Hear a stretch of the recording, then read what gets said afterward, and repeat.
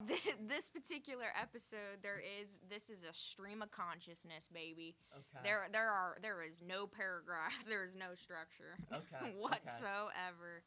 We'll But just record and say what's on our mind. yeah, that's kind of what I'm feeling right now. I'll be honest. Understandable. Yeah, but I don't know. Kamala Harris just makes me mad when I hear her, when I see her. Yeah. She pisses me off, man. Yeah. I think back to like me and my own personal career and what I want to accomplish as a woman, right? I know nobody likes when, not even women like when women say that. I get it, right? Like, I get it. But as a woman, seeing what she has accomplished and how she's accomplished it, I'm thinking to myself, well, dang. Maybe I should be like Lauren Boebert, you know? Like, no consequences. But, I mean, I'd hope there is consequences. Anyway, I just want to talk about her a little bit. That's all I want to talk about. Because she makes me mad. She's out in front of the world, not just Americans, the world stage. And she's saying, yeah, I'll take over for Biden. That is if he doesn't fall down Air Force One. You know, we got to make sure he's not falling down. But if he's standing up, I'm with him. You know? And it's like you called him a racist the second you got on stage with the guy. Yeah. And then you couldn't win your own district. And then, boom. Black female is going to be my VP. You were in the right place at the right time. How did you become DA? Yeah. You were at the right place at the right time with the right fella, I guess. I don't know. That makes me... It makes me mad as a woman, right? Because I feel like, what's the point? Mm-hmm. What's the point? She didn't get there honestly.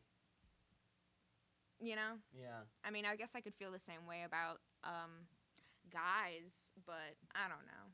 I heard in that new book with about the White House. Do you know what it's called? Do you know the new book that's coming out about the Biden administration? No. Well, apparently it's supposed to be chock full of goodies and, like, information. And someone had wrote an article about the book because it was supposed to come out, I think now. It hadn't come out yet. But it got released to the different reviewers, I guess. And one of the reviews said that, Kamala Harris came into her office not wanting to talk about African American or black issues, not wanting to talk about female women's issues. I don't know what to believe. I really don't, because, well, she's been put on like every topic as the czar, right? The border, voting rights. I don't want to say women's health issues, but like women's issues basically, and she hasn't done anything. No. So it's confusing to hear that she came in not wanting to address black women's issues, but then she wanted a black female chief of staff, and she needed black female staffers in general. Right. Like, which one is it? Which I don't know. I just want to talk about her. She gets me frazzled. She pisses me off. Yeah. And then when I think of Kamala, then I think of Gavin Newsom. And I get scared, and I think of San Francisco. I think of the poop on the streets. Two crazy Californians running the country into the ground. What is it with the water in that state? Like, no offense to any Californians out there. Sorry, but, like, what is in the water in that state? Oh, my God. Nobody knows. On that side of the country, what happened? Is it because they're so far away from, like, reality? Like they're in this idealistic California dream, right? And then everyone else is like seeing the poop on the streets, I guess. I don't know. Everyone else is living in reality, and the coastal elites don't have to deal with it. They don't have to deal with it because they build their walls and they have their security and they live their lavish, cushy lives with a whole freaking thing of ice cream. Right. But you're not allowed to have a gun.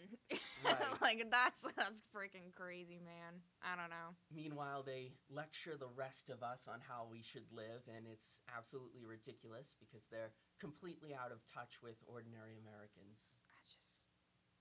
I'm scared for the future. I'm not looking forward to the debt that I'm gonna have, that my kids are gonna have, because we can't stop kicking this tomato soup can down the road. We gotta keep raising the ceiling, keep spending the money with absolutely no consequences until our kids get involved. It's like, oh, okay, oh, it's all on our shoulders. Oh, okay, thanks, guys.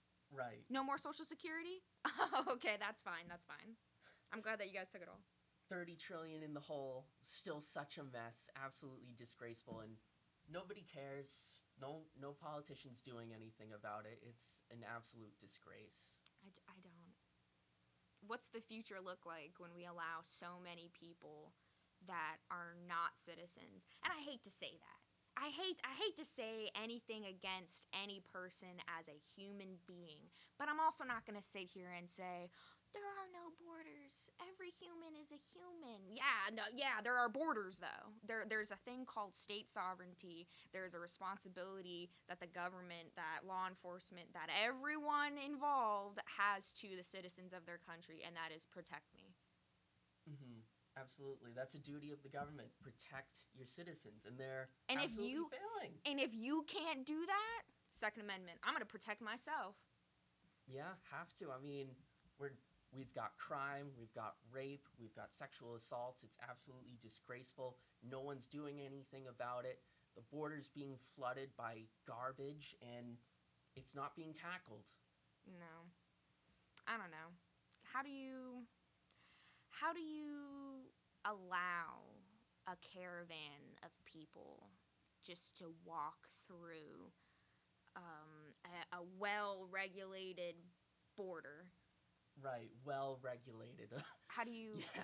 Like, when you see the videos of migrants walking through the gates of different little, little funnel sectors across the border, that's terrifying. I want to know what's going on. Why are there so many people just walking through the border? I kind of want to know more what's going on. And I know that the Chief Border Patrol, he's got an X, a Twitter, whatever, account, and he'll post on a monthly basis of the drugs that they find, just pounds and pounds of fentanyl and cocaine and meth and, like, you name it, it's there. And the arrests that they have to make, and the background of these people that are being arrested, it's terrifying. Right. Some of these people are terrorists. They're on the most wanted terror list, and they're coming across the border completely unvetted. We don't know who's coming across. We don't know who's being missed by Border Patrol. It's ridiculous, and it makes our country less safe. All of that happening while, I mean, there are so many people who are in the process to come here legally. There are so many people who sign that form and they send it into the department. Then they wait, and they wait. And then 6 months goes by, and they're still in the country they're in. They're not here because they did it by the book. They're going through the process. And while they wait at home, slowly going through their motions, so many people are cheating the system and benefiting. They're being housed in schools. They're being provided 3 meals a day. When we have our own Americans, we have our own veterans. Our own veterans out on the street. And we're gonna put these people in a school? Are you joking? You're gonna put them up in a hotel. You're gonna give them an allowance. You're gonna make sure that they're fed and they're clothed. Obviously, everyone deserves that. What about the American veterans? Exactly. What about the Vietnam War veterans? What about the Korean veterans? What about anyone who was in an operation at all? What about anyone who took that oath to protect their fellow American? What about them? Well, it's America last, for sure. And in Boston, there's a camp of homeless Americans with many veterans in that camp. Meanwhile, we have illegal immigrants being housed in hotels, And the governor of Massachusetts wants to house more illegal immigrants in these hotels. That's It's crazy. ridiculous. It's America last. It's destroying the country. It's destroying the citizenry. And crime is just going to explode this way. Yeah, and you hate to see it. You really do, because then the states have to take over. Like, if we're not getting help from the feds, the state has to take over. That someone has to step in and say, "Hey, listen, we're not going to do that in my state." No. And that's why I do like what DeSantis, here's that one bill that is going through the state legislature. I think it already passed, but it was all about making sure that like law enforcement has the ability to patrol, enforce immigration laws, and that involved having police officers essentially do a traffic stop, put their mag light in your face and say, "Hey, are you a brown person?" You know? That's a horrible look for our cops. That's horrible. You don't want to see them racially profiling someone, but now we have legislation in this state that does that. It makes police officers go and do that, and the only reason why we have this retroactive response is because the feds are doing what they're doing. They're not doing their job. They're allowing all of these immigrants in, allowing the crime, allowing the jobs, allowing whatever you're concerned about tied to this issue. And now the state has to come in and say, "Listen, we're not going to do that here. And we got to rough these people up." Nobody wants to see that. Nobody wants to see that. But it's what we are forced to do. And it's sad to see other governors in other states take those measures, like Arizona with the shipping containers or Texas with the buoys. I think that's right? Yeah. And yeah. then having the feds come in and actually sue you for the measures that you have to take that are not ideal at all. Are you joking? They don't care. They don't care about the people of this country. They're putting foreigners first. They're putting our citizens last. It's unbearable for this country, and it's ridiculous. They're making America less safe. Yeah, I don't know. I feel like this is definitely a topic it's going to get worse and it's going to get better, you know? Absolutely. Absolutely. So, I mean, I feel like all we can do really is pray and hope to God that we can get someone in office that can actually stand up for Americans. Next year, vote. Vote. Oh my God. Thanks so much for listening. Yes.